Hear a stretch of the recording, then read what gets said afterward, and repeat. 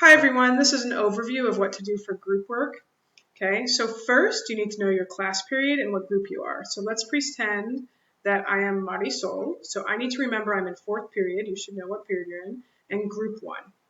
Next you'll have a page like this. So what period are you in? Okay, I'm in 4th period. So I'm going to click on this link here. This is also found in the Google Doc, in Google Classroom.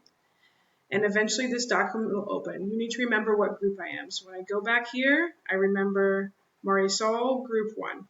Okay.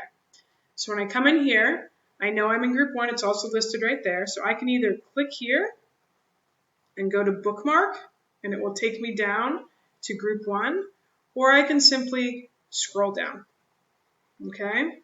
And here's group 1 right here. So you need to find your group section once you're in this document. It's also in Google Classroom. Additionally, you'll need to join your meeting. So you'll know I'm in group 1, so I'm going to click on this right here.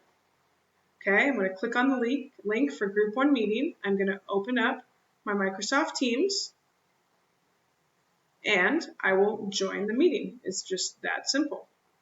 All right, that's all there is to it once this meeting joins, and that's all you need to know.